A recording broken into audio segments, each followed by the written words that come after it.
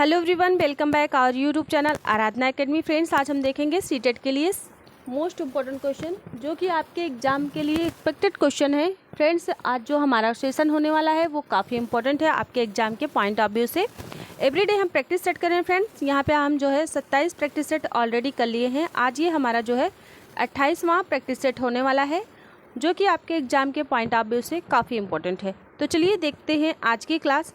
और आज के क्लास में फ्रेंड्स हम जो है सीडीपी के जो क्वेश्चन कराएंगे वो काफ़ी इंपॉर्टेंट क्वेश्चन है जो कि आपका एग्ज़ाम प्रस्तावित हुआ है 7 जुलाई को, उसके लिए।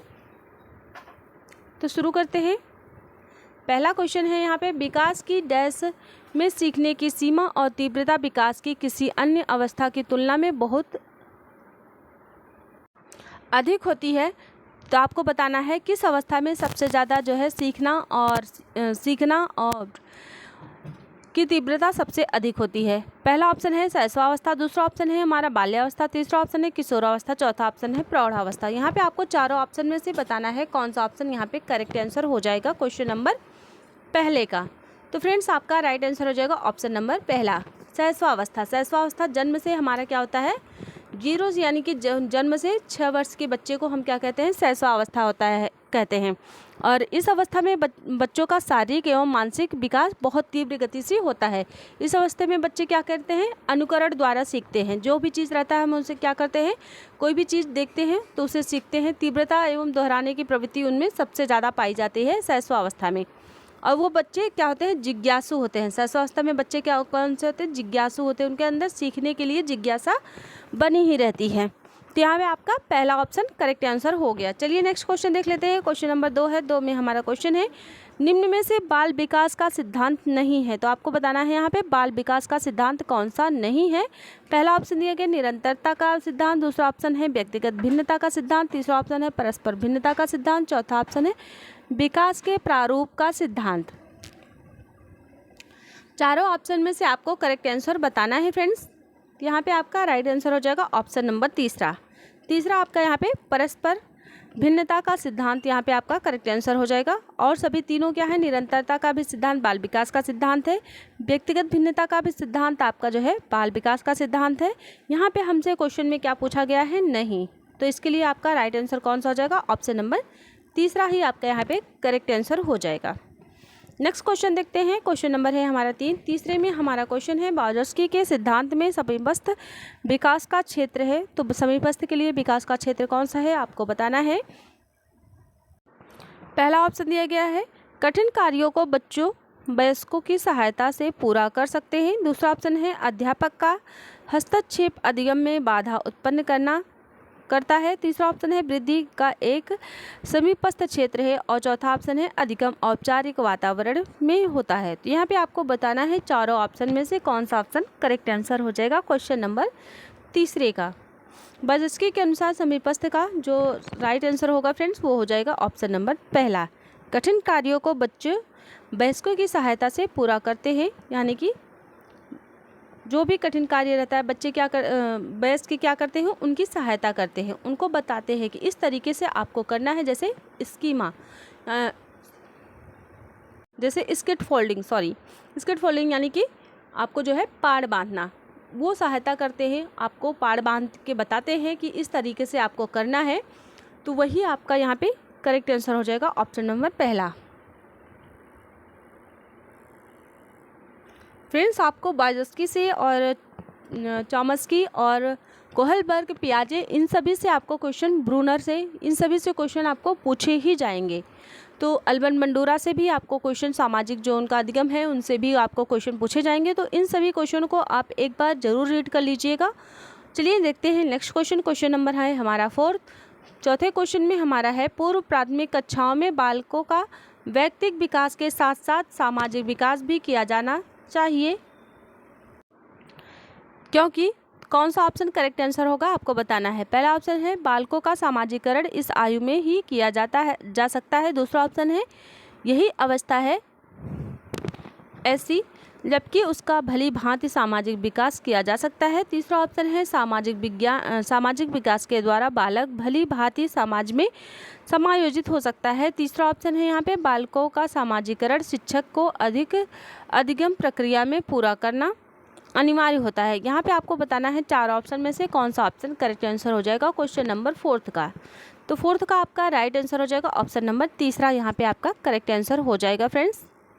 नेक्स्ट क्वेश्चन देखते हैं, क्वेश्चन नंबर 5 है। 5 में हमारा क्वेश्चन है, राष्ट्रीय शिक्षा नीति 2020 निम्नलिखित में से किसको प्रस्तावित नहीं करती है। तो यहाँ पे आपको क्वेश्चन में क्या पूछा गया है, नहीं करती है, तो आपको यहाँ पे नेगेटिव आंसर भी देना है। यहाँ पे पहला दिया गया है, यह सीखने के कैसे सिखाना है, यह सीखना कि कैसे सिखाना है। दूसरा ऑप्शन है विषय वस्तु में बढ़ोतरी। तीसरा ऑप्शन है 360 डिग्री समग्र प्रगति रिपोर्ट कार्ड। चौथा ऑप्शन है मानकीकृत पाठ्यचर्या शिक्षा शास्त्र का मूल्यांकन। चारों ऑप्शन में से आपको बताना है कौन सा ऑप्शन यहाँ पे आपका करेक्ट आंसर हो जाएगा क्वेश्चन नंबर 5 का। तो 5 का आपका फ्रेंड्स कौन सा राइट होगा आप लोग बताएंगे।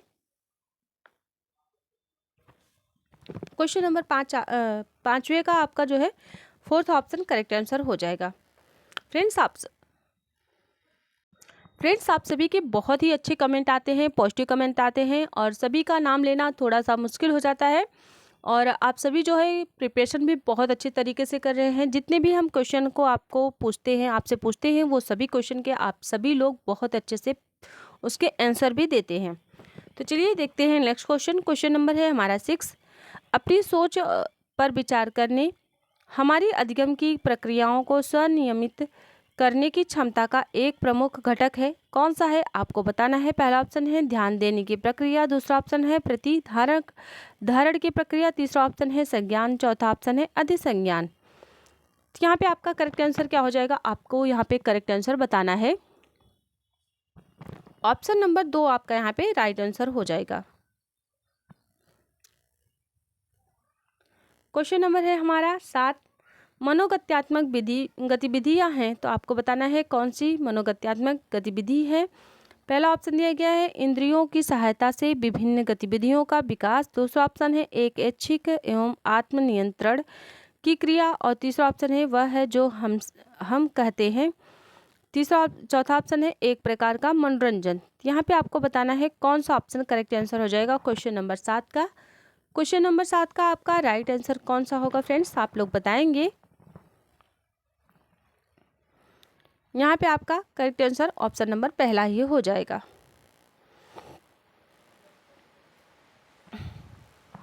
क्वेश्चन नंबर 8 है। 8 में हमारा क्वेश्चन है, बालकों में पाठ के प्रति रुचि उत्पन्न करने के लिए क्या नहीं करना चाहिए। तो आपको बताना है रुचि उत्पन्न करने के लिए क्या नहीं करना चाहिए। पहला ऑप्शन है पाठ की पुनरावृत्ति करानी चाहिए। दूसरा ऑप्शन है निरंतर मौखिक शिक्षण कराना चाहिए।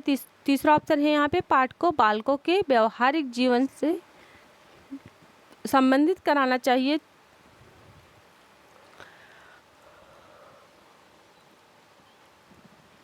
चौथा ऑप्शन है रटने की प्रवृत्ति पर बल नहीं देना चाहिए। तो यहाँ पे आपका पूछा गया है रुचि उत्पन्न करने के लिए क्या नहीं कराना चाहिए, तो यहाँ पे आपका राइट आंसर हो जाएगा रटने की प्रवृत्ति पर बल नहीं देना चाहिए, यानी कि चौथा ऑप्शन आपका यहाँ पे करेक्ट आंसर हो जाएगा।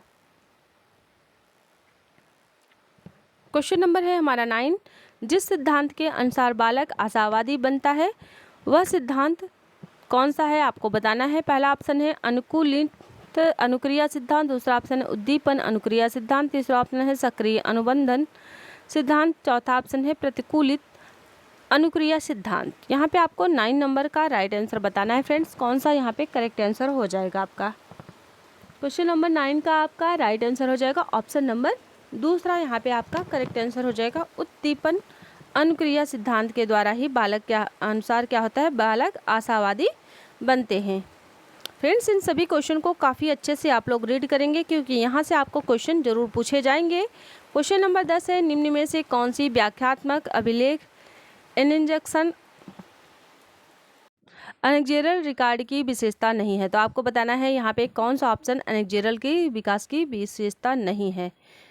पहला ऑप्शन दिया गया है यह घटनाओं का वास्तविक वर्णन कर होता है। दूसरा ऑप्शन है यह एक बालक के व्यक्तित्व विकास या सामाजिक अंतःक्रियाओं का वर्णन करता है। तीसरा ऑप्शन है यह आंकड़ों पर आधारित एक पर्याप्त व्याख्या होती है।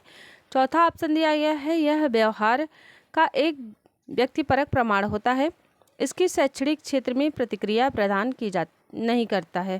तो यहाँ पे आपको बताना है 10 नंबर क्वेश्चन का कौन सा ऑप्शन करेक्ट आंसर हो जाएगा। तो आपका यहाँ पे राइट आंसर ऑप्शन नंबर 4 यहाँ पे आपका करेक्ट आंसर हो जाएगा। क्वेश्चन नंबर 11 है। 11वें क्वेश्चन में हमारा क्वेश्चन है, माध्यमिक स्तर की कई कक्षाओं में देखा गया है कि लड़के कक्षा में उत्तर देने के लिए लड़कियों की तुलना में ज़्यादा हाथ खड़ा करते हैं और कक्षा की चर्चाओं में हावी होते हैं। ऐसी स्थिति में एक शिक्षिका को क्या करना चाहिए, आप लोगों को बताना है। कौन सा यहाँ पे राइट आंसर हो जाएगा, पहला, दूसरा या फिर तीसरा या फिर चौथा।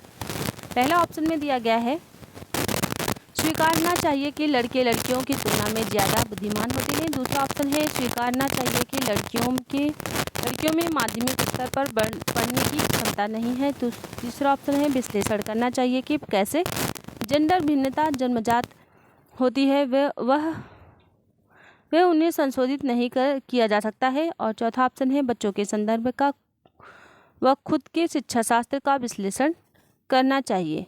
यहाँ पे आपको बताना है कौन सा ऑप्शन करेक्ट आंसर हो जाएगा। क्वेश्चन नंबर 11 का 11वें क्वेश्चन का आपका राइट आंसर हो जाएगा ऑप्शन नंबर तीसरा।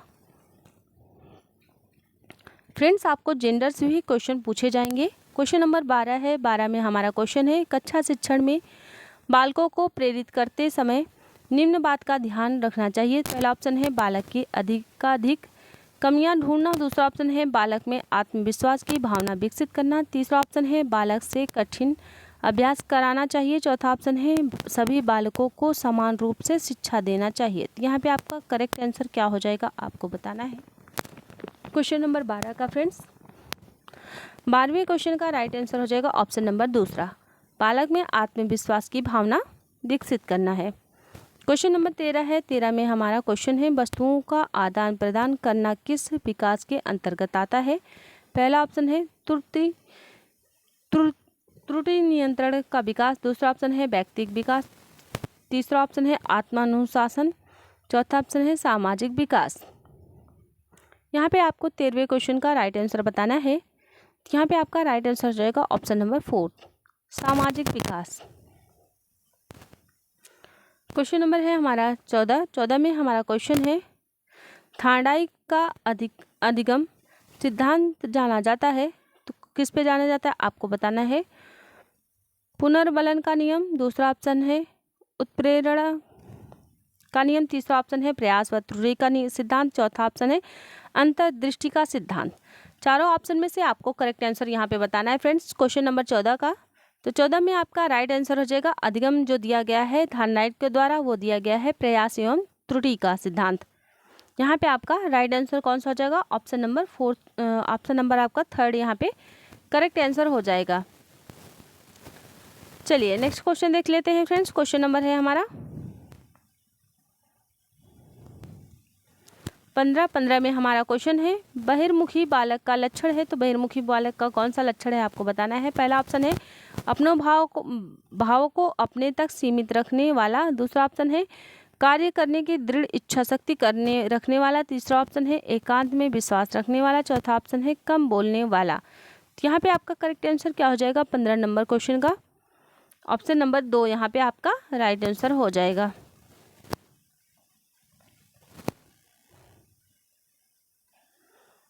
क्वेश्चन नंबर है हमारा 16। 16 में हमारा क्वेश्चन है, जीन पियाजे तथा लेवोल्स्की के सिद्धांतों में प्रमुख अंतर क्या है। फ्रेंड्स, ये लेवोल्स्की और आपका जो है जीन पियाजे, इनसे क्वेश्चन आपको पूछे ही जाएंगे। लगभग 10 नंबर के क्वेश्चन आपको पूछे जाएंगे। हमने इनके लिए प्रॉपर तरीके से 3 वीडियो अपलोड किया है, जिसमें एक में कोहलबर्ग के सभी क्वेश्चन को लिया है, दूसरे में हमारा जो है पियाजे के सभी क्वेश्चन है, और तीसरे में हमारे जो है बाजस्की के सभी क्वेश्चन कवर किए गए हैं। अगर आपने नहीं देखा तो प्लीज़ देख लीजिएगा, क्योंकि वहाँ से आप लोगों को 10 से लेके 12 क्वेश्चन आसानी से कवर हो जाएंगे।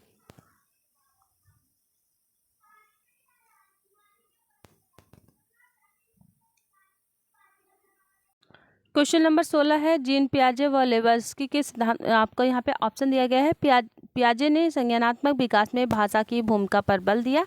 दूसरा ऑप्शन है, बाजस्की ने सीखने में वंशानुगत क्षमताओं को प्राथमिक महत्व दिया। तीसरा ऑप्शन है, बाजस्की ने संज्ञानात्मक विकास में संस्कृति की भूमिका पर बल दिया। तीसरा ऑप्शन है, चौथा ऑप्शन है, पियाजे ने इस बात पर बल दिया कि बच्चे खुद से वह दूसरों की मदद से क्या कर सकती है? तो यहाँ पे आपका कौन सा ऑप्शन करेक्ट आंसर होगा? क्वेश्चन नंबर 16 का आपका राइट आंसर हो जाएगा ऑप्शन नंबर 2।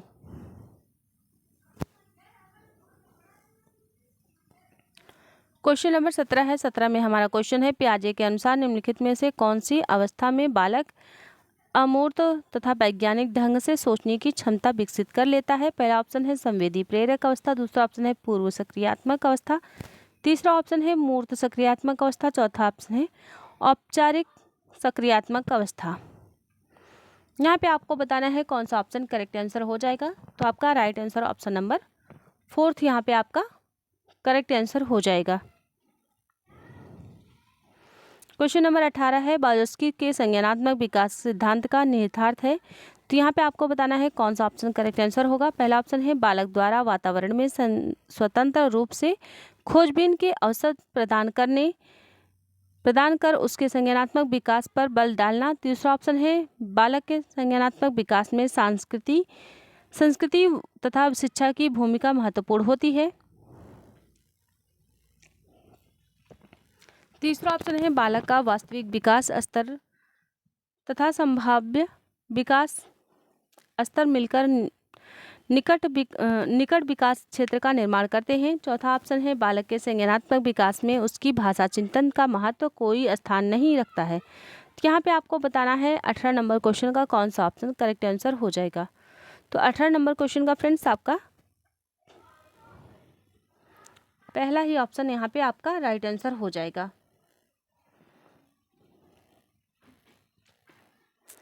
क्वेश्चन नंबर 19 है। 19 में हमारा क्वेश्चन है, एक शिक्षिका कक्षा 6ठी के विद्यार्थियों के साथ लोकतंत्र में मतभेद समाधान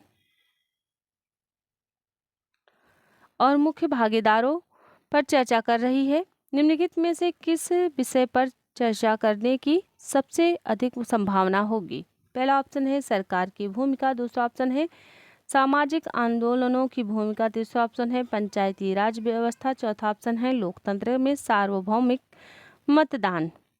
यहाँ पे आपको बताना है 19 नंबर क्वेश्चन का कौन सा राइट आंसर हो जाएगा। ऑप्शन नंबर यहाँ पे फर्स्ट आपका यहाँ पे करेक्ट आंसर हो जाएगा, सरकार की भूमिका। क्वेश्चन नंबर है हमारा 20वें में हमारा क्वेश्चन है, संरचनावादी दृष्टिकोण अधिगम को किस प्रकार निर्दिष्ट करता है? पहला ऑप्शन है अव्यवस्थित और एक तरफा, दूसरा ऑप्शन है स्वभावहीन और पृथक, तीसरा ऑप्शन है पारस्परिक और सक्रिय, चौथा ऑप्शन है निष्क्रिय और निर्भर। यहाँ पे आपको बताना है कौन सा ऑप्शन करेक्ट आंसर हो जाएगा 20 नंबर क्वेश्चन का। तो आपका राइट आंसर हो जाएगा ऑप्शन नंबर 3।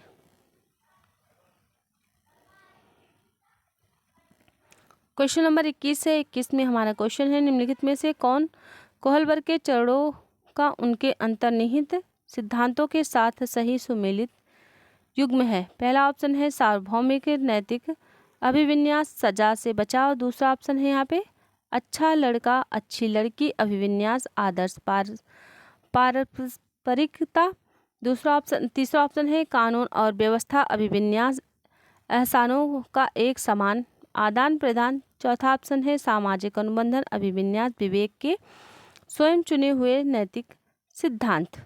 यहाँ पे आपको 21 नंबर क्वेश्चन को बताना है कौन सा ऑप्शन करेक्ट आंसर हो जाएगा। तो आपका राइट आंसर ऑप्शन नंबर 4 यहाँ पे करेक्ट आंसर हो जाएगा।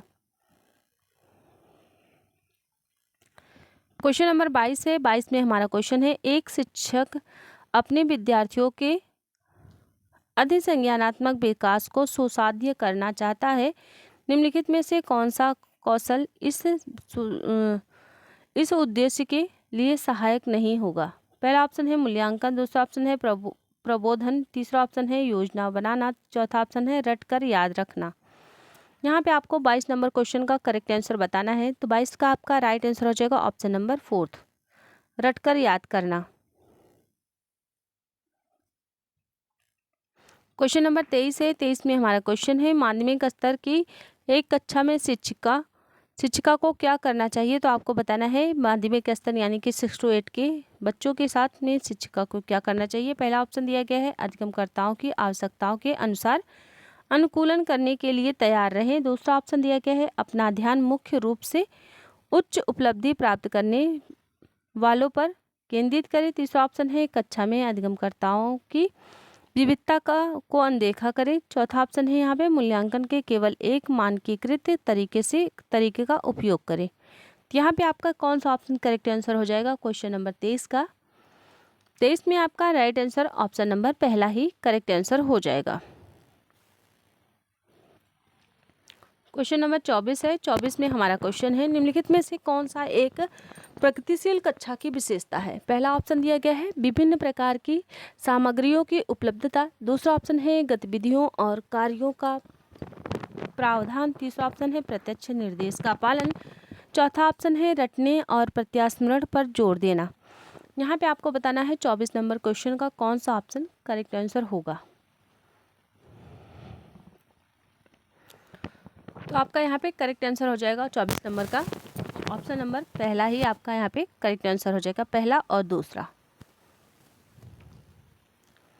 क्वेश्चन नंबर है हमारा 25 में हमारा क्वेश्चन है एक शिक्षिका अपने विद्यार्थियों के घोषणात्मक ज्ञान का आकलन करना चाहती है। निम्नलिखित में से कौन सा प्रश्न इस उद्देश्य के लिए उपयुक्त है? पहला ऑप्शन है एक केक कैसे तैयार किया जाता है। दूसरा ऑप्शन है ऊबड़ खाबड़ इलाके में साइकिल को कैसे संतुलित करें। चौथा ऑप्शन है आयतन की गणना का सूत्र क्या है। और चौथा ऑप्शन यहाँ पे गेहूं के रोपण के लिए मिट्टी तैयार करने की प्रक्रिया क्या है। आपको यहाँ पे बताना है 25 नंबर क्वेश्चन का कौन सा राइट आंसर होगा। यहाँ पे आपका करेक्ट आंसर हो जाएगा ऑप्शन नंबर पहला ही आपका यहाँ पे करेक्ट आंसर हो जाएगा। एक केक कैसे तैयार किया जाता है।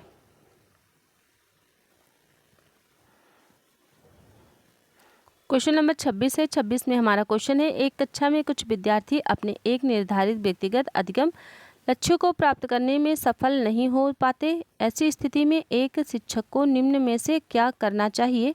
पहला ऑप्शन दिया गया है उनकी विफलता को अपमानजनक और शर्मनाक माने। दूसरा ऑप्शन है यहाँ पे इन विद्यार्थियों को निष्कासित करें और उन्हें एक विशेष विद्यालय में जाने का सुझाव दें। तीसरा ऑप्शन है भविष्य के प्रयासों में उनसे सफलता की बहुत कम उम्मीद रखें।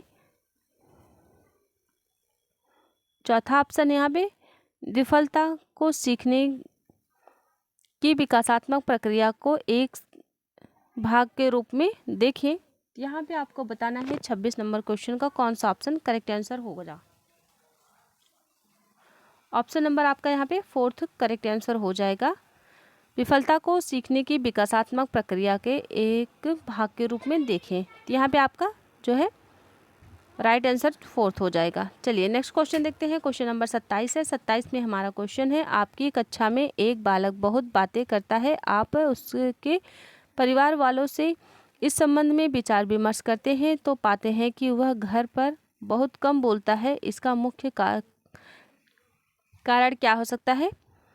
तो आप लोगों को यहाँ पे बताना है कौन सा ऑप्शन यहाँ पे करेक्ट आंसर हो जाएगा। पहला ऑप्शन दिया गया है विद्यालय में बालकों को बातें करने के असीमित अवसर मिलते हैं। दूसरा ऑप्शन है विद्यालय में शिक्षक यह सोचते हैं कि बालक हर समय एक दूसरे से बात करें। तीसरा ऑप्शन है उस बालक के विचारों को अपने घर की तुलना में विद्यालय में अधिक मान्यता मिलती है। चौथा ऑप्शन है वह बालक अपने घर तथा परिवार वालों को बिल्कुल पसंद नहीं करता है। तो यहाँ पे आपका करेक्ट आंसर क्या हो जाएगा आपको बताना है। ऑप्शन नंबर आपका यहाँ पे राइट हो जाएगा। ऑप्शन नंबर तीसरा यहाँ पे करेक्ट आंसर हो जाएगा। क्वेश्चन नंबर 28 है। 28 में हमारा क्वेश्चन है निम्नलिखित में से क्या सृजनात्मकता वाले विद्यार्थियों की विशेषता नहीं है। तो आपको बताना है नहीं है। यहाँ पे नहीं पूछा गया है। पहला दिया गया है उसकी समस्या को सुलझाने का कौशल उच्च कोटि का होता है। दूसरा ऑप्शन है ये विभिन्न तरीकों से समस्याओं का समाधान कर सकते हैं। तीसरा ऑप्शन है उनमें एक विषयों को सीखने की जिज्ञासा कम होती है। चौथा ऑप्शन है वे अक्सर नए विचारों और नवाचारों के साथ आते हैं। यहाँ पे आपको बताना है कौन सा ऑप्शन करेक्ट आंसर हो जाएगा 28 नंबर क्वेश्चन का।